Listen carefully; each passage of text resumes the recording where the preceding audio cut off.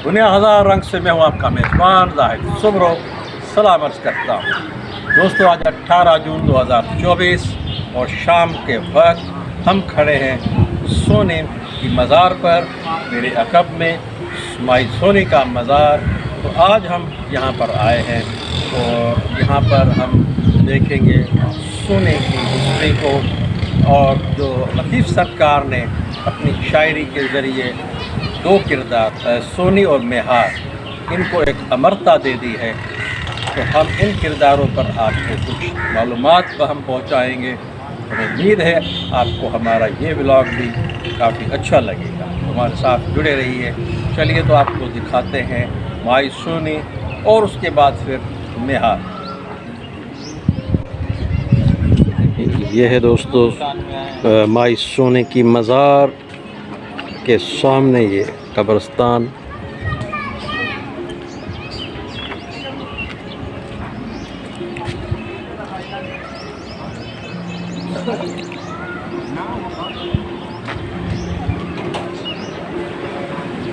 कहा जाता है कि ये किसी ज़माने में कब्रिस्तान के लिए तकरीबन 23 एकड़ मुख्तस है। आज सिर्फ ये 3-4 एकड़ पर ही बाकी बचा है। बाकी का कब्ज़ा माफिया ने इसको निगल लिया है। इस सामने सोने की मज़ार। यह है दोस्तों सिंध के अमर किरदार सोने की मज़ार।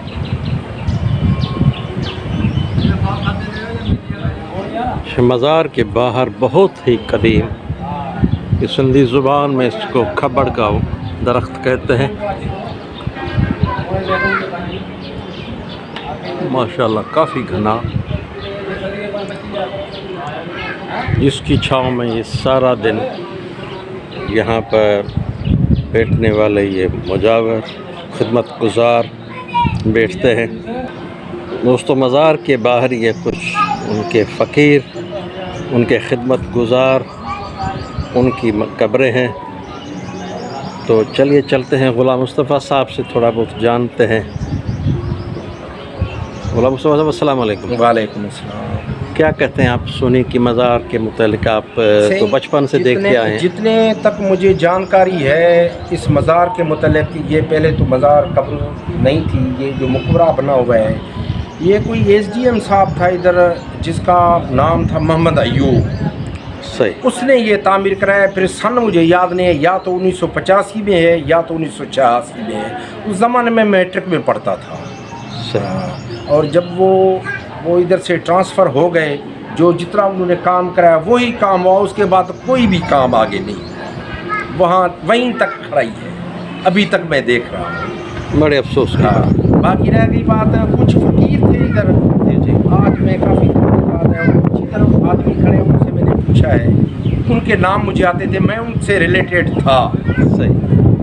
एक का इमाम बख्श नाम था, 2 उसके बेटे थे, एक का जो है उमर नाम था और एक का यूसुफ नाम था। वो आज ये जानकारी मिली है कि तीनों इस दुनिया से चले गए और उनकी ये कब्रें दिखा रहे हैं। ये 3 कब्रें। हाँ।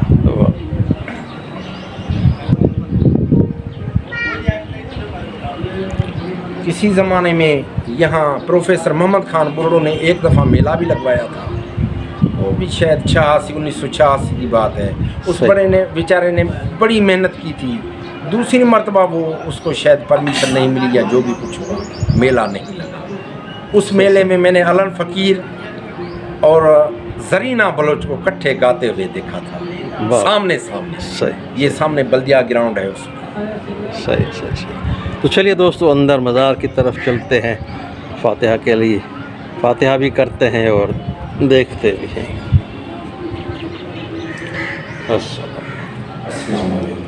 तो ये जनाब सोने की मज़ार।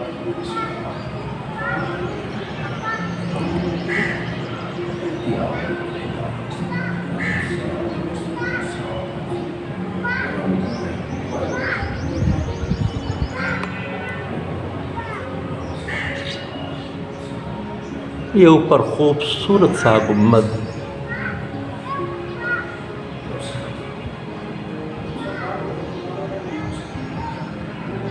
काफ़ी साफ़ सुथरा मज़ार है।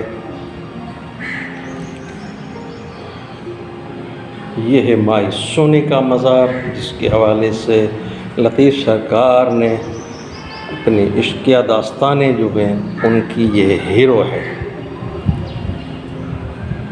सोनी महिवाल के हवाले से लतीफ़ सरकार ने पूरा अपना एक सुर जो है वो डेडिकेट किया है।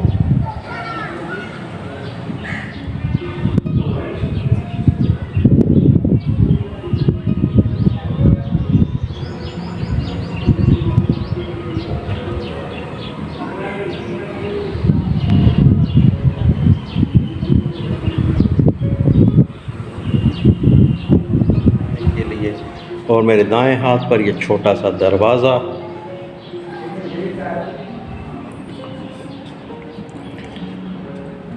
ये भी लगता है कि मुसाफिरों के लिए, और ख़ास तौर पर जब कोई बड़ा दिन होता है या सोनी में हार की बरसी वगैरह मनाई जाती है, तो उस हवाले से यहाँ पर काफ़ी ज़ायरीन आते हैं, काफ़ी अक़ीदतमंद मौजूद होते हैं। तो ये बैक साइड है मज़ार की।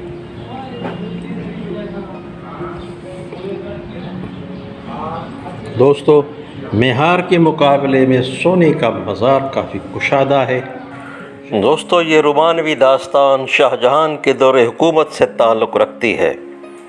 शाहजहां ने 1627 ईस्वी से लेकर 1655 ईस्वी तक हुक्मरानी की। मुहक्किकीन इस रोमानवी किस्से को पंजाब के शहर गुजरात से मंसूब करते हैं, मगर कुछ मुअर्रिख़ इससे इख्तलाफ रखते हैं। मिर्ज़ा कलीच बेग अपनी किताब सुरसोनी में लिखते हैं कि यह खालिसतन सिंध धरती पर जन्म लेने वाली रोमानवी दास्तान है। उस ज़माने में सिंधु दरिया का एक बहाव मौजूदा शहदादपुर शहर के वस्त से गुज़रता था, जिसे लोहानो दरिया कहते थे। उसके आसार अब भी बाकी हैं। ये प्रेम कहानी इसी दरिया पर सींची गई। इनके मुताबिक सोनी वाहोची कास्ट से ताल्लुक़ रखती थी, जबकि मेहार, जिसका असल नाम साहड़ था, वो सामटियो कबीले से ताल्लुक़ रखता था। शाह अब्दुल लतीफ़ भिटाई ने इस किस्से को अपनी शायरी के ज़रिए हमेशा के लिए अमर कर दिया। वो कहते हैं, स्यारे सेहरात में जा घिड़े वसंदे मीह, हलो त पुछूं सुहणी जा कर जाने नीह, जंहिंखे रातो ॾींहुं मेहारी मन में।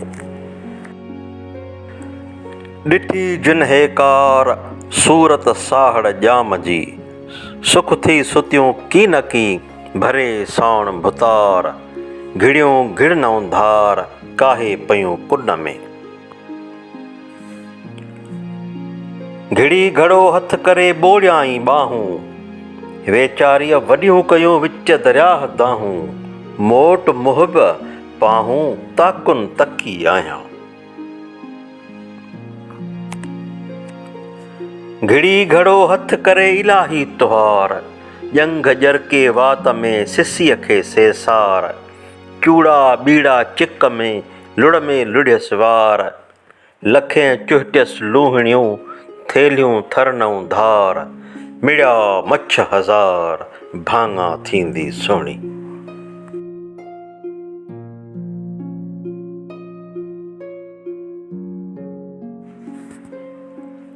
पूरे दिन की थकान को मिटाने के लिए कुछ देर के लिए बैठ गए तो गुलाम मुस्तफ़ा जरदारी साहब के बेटे मोहम्मद आरिफ ने कुछ रिफ्रेशमेंट का बंदोबस्त किया।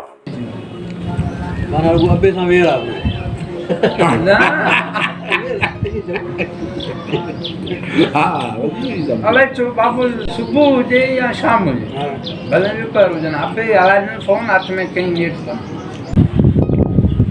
आरिफ मियाँ, अब ये सब सारा सामान अच्छी तरह से समेटो। यहाँ पर कुछ भी बाक़ियात नहीं छोड़ने, और उसको बाक़ियात को किसी कचरेदान में डाल देना है।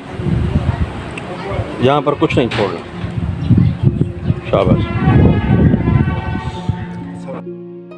दोस्तों, अब हम आपको मेहार की मज़ार पर लिए चलते हैं। मेहार का मज़ार सोनी से कुछ फासले पर शहर के बीचों बीच एक रिहायशी इलाके में वाक़ है।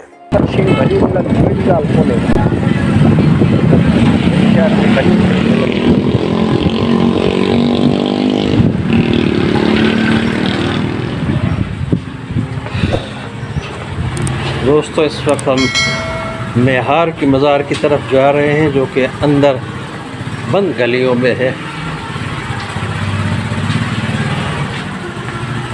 चला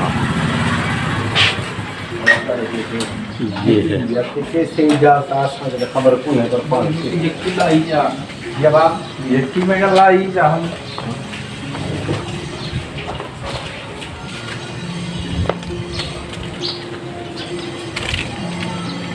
ये है जनाब मेहार की वो आखिरी मंजिल, आखिरी आरामगाह,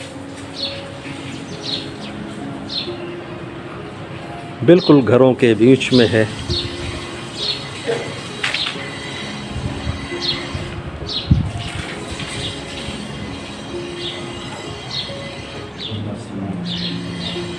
अब आप देख सकते हैं कि ये बेरी का दरख्त है, मगर ये इतना बढ़ गया है कि ये दरवाज़े के आगे भी आ गया है। मगर यहाँ पर जो भी मुजावर है, जो इसका इंतज़ाम देखते हैं, उनको ये तक ख़याल नहीं है कम से कम आने जाने का रास्ता साफ़ कर दें।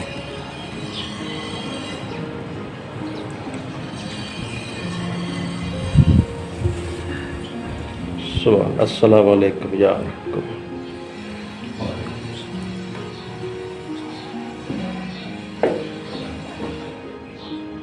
ये है जनाब सिंध का वो आफाकी किरदार जिसको शाह अब्दुल लतीफ़ भिटाई ने अपने शायरी के ज़रिए अमर कर दिया। जब तक ये दुनिया रहनी है, जब तक सिंध रहनी है, तो ये किरदार भी अमर रहेंगे।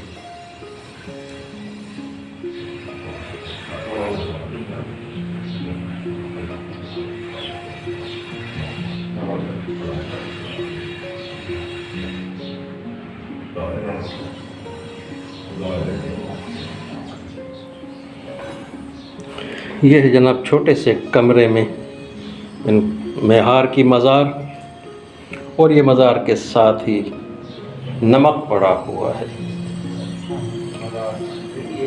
और सराहने की तरफ ये कुछ बर्तन नज़र आ रहे हैं।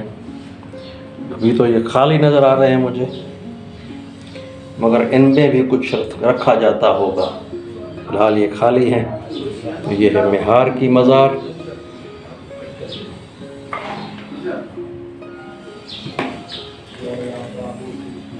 तो यहाँ पर काफ़ी लोग आते होंगे, अपने हिसाब से मन्नत मांगते हैं। ये सामने एक स्लेब नज़र आया है जो टूटी हुई हालत में है, और उस पर फ़ारसी ज़ुबान में ये लिखा हुआ है। जो दोस्त अगर फ़ारसी जानते हैं तो कमेंट सेक्शन में हमें इन्फॉर्म कीजिए, कमेंट सेक्शन में हमारी रहनुमाई कीजिए कि इसका क्या मतलब है।